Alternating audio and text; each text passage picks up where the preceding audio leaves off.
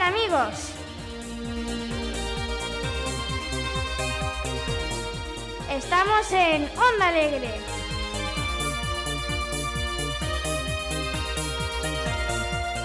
Tu radio cercana, tu radio salesiana.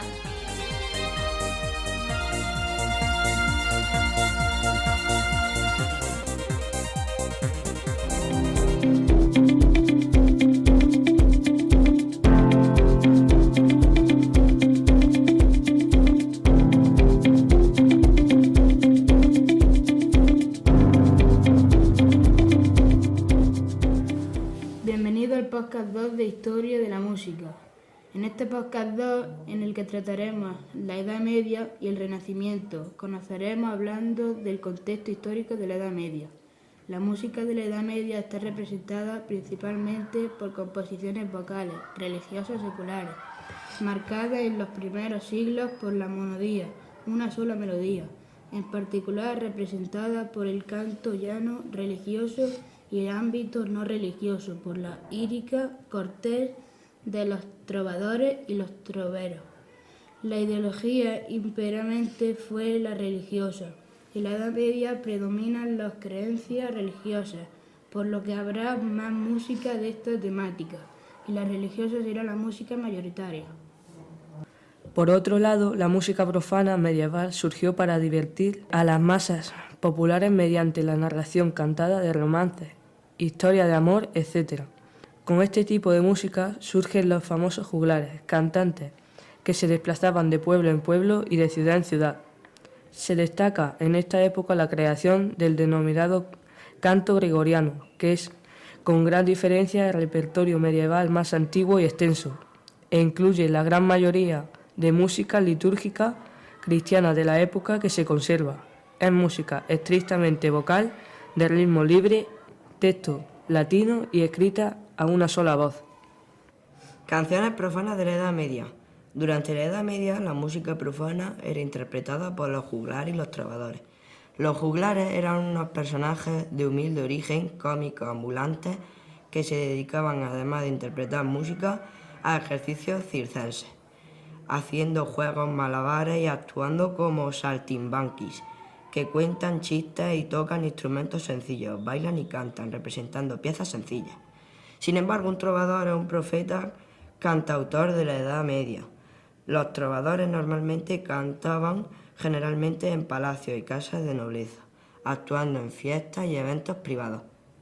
Por otro lado, las canciones profanas más populares de la época eran canciones de gesta.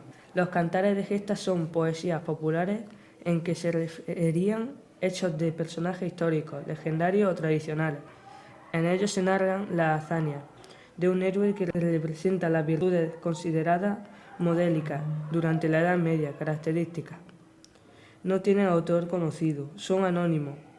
Algunos de los cantares más importantes son, entre otros, el Cantar del Mío Cid en España, el Cantar de Lola en Francia o el Cantar de los Nibelungen en Alemania.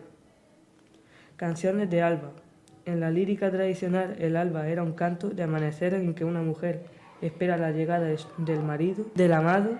Suele ponerse en boca de una muchacha que llama al amado amigo, igual que ocurre en las jarchas y en las cantigas de amigos, lo cual prueba que responde a una tradición extendida por toda la península ibérica, la cual se manifestó luego en 3 religiones, Al-Ándalus, Galicia y Castilla. Para finalizar esta sección se hablará sobre el cancionero musical de Palacio. El cancionero musical de Palacio es una antología del repertorio de la corte española entre 1490 y 1505. Recoge la música de cámara y parte de la música religiosa en la corte de los reyes católicos e incluso en la del duque de Alba, donde trabajó Juan de la Encina. Gran parte de las obras que aparecen son anónimas, aunque encontramos de Juan de la Encina, Francisco de Peñalosa y de muchos otros. El manuscrito recopila un buen número de piezas, la mayor parte de ellas en castellano, aunque también contiene unas cuantas en otras lenguas, constituyendo una magnífica antología de la música polifónica de aquel periodo. Las cánticas de Santa María de Alfonso X el Sabio. Alfonso X el Sabio, además de haber sido rey de Castilla desde 1252 hasta su muerte, fue un trovador en todas sus facetas, porque se encargó tanto de la producción de textos como de su música. De su actividad como trovador nos han llegado 44 cánticas profanas y 423 religiosas. Estas cánticas religiosas, llamadas Cánticos de Santa María, relatan distintos milagros atribuidos a la Virgen. Se trata seguramente de una producción poética profana cuyo alcance espiritual no puede confundirse con las Santas Escrituras. Son 160 hojas de pergamino a 2 columnas, en idioma gallego-portugués, del siglo XIII. Fueron transcritas y reproducidas en 1922 por el musicólogo Julián Ribera. La publicación original incluye ilustraciones que acompañan a las cánticas. Muestran instrumentos de viento, como el órgano, las trompetas, cornetas, añafiles, ajabebas, flautas, gaitas, chirimías, la flauta dulce o las bombardas. Está compuesta según el estilo del canto gregoriano, pero acompañado de diferentes instrumentos. La publicación de Julián Ribera carece de miniaturas. En cuanto al texto, ofrece mejores lecturas y mayor corrección métrica que los otros códices y corrige errores comunes. El rey Alfonso X, como trovador, alenta en su cántica a poetas y juglares para que dedicaran su esfuerzo e inspiraciones a la Santa Dama. El Renacimiento. Empezaremos hablando de la sociedad y economía. La sociedad renacentista es indiscutiblemente una sociedad expansiva e innovadora, pero esta sociedad es más aristocrática que burguesa, desde mediados del siglo XV aproximadamente hasta finales del siglo XVI.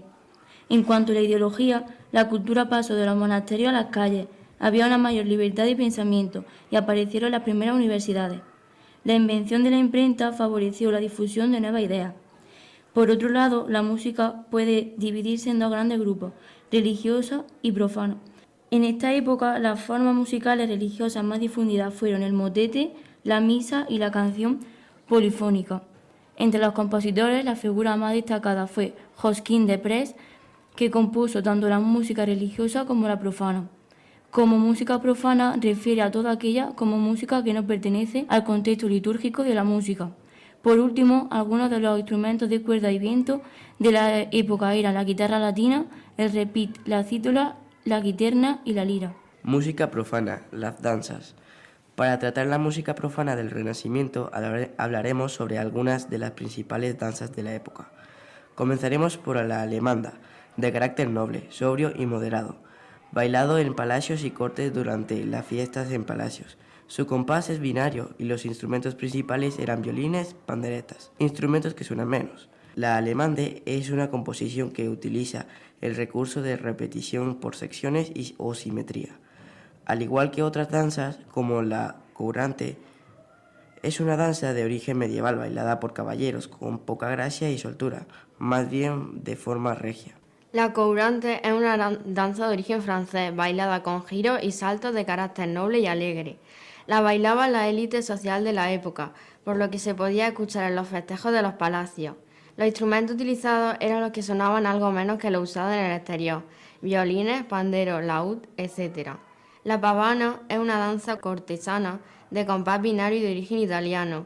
En Italia era utilizada como danza, pero en otros países como Francia e Inglaterra era escuchada como pieza de concierto. La gallarda es improvisada con los danzarines, combinando patrones de pasos que ocupan uno o más compases de música. El compás es binario de subdivisión ternario, 6 octavos, y suele ir unida a otras danzas, principalmente a la pavana. Del anonimato a la fama. La firma es lo primero que se revisa cuando se certifica una obra de arte. Si no está firmada, puede que el artista no la haya firmado o que se trate de una falsificación. Y con la llegada de los mecenas al mundo de la música, es esencial que las obras se identifiquen para poder contactar y contratar a los artistas. El término mecenas era utilizado durante el Renacimiento para referirse a aquella persona adinerada que tomaba bajo su patrimonio a jóvenes artistas sin recursos, apoyando de esta manera al avance de las artes en la Europa del siglo XIV.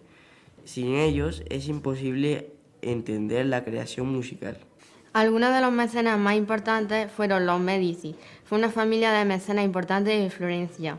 Los papas Julio II y León X, quienes apoyaron el arte del pintor y arquitecto Raffaello Sanzio, grandes artistas como Miguel Ángel y Leonardo da Vinci también fueron apadrinados por la familia Medici y Ludovico Sforza respectivamente. Seguiremos hablando de Martín Codax y sus cánticas de amigo, un pionero español en firmar su obra.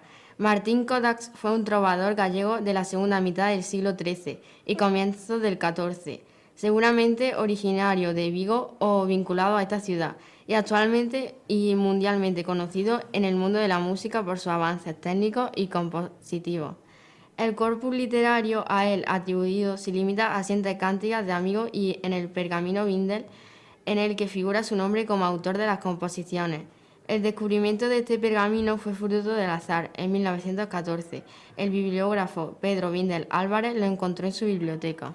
Por último, algunos de los autores más importantes del Renacimiento fueron Josquin de Prez.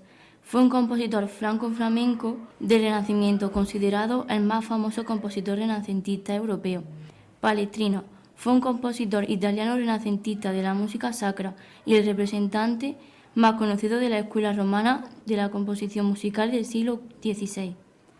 Monteverdi fue un compositor violagambista, cantante, director de coro y sacerdote italiano.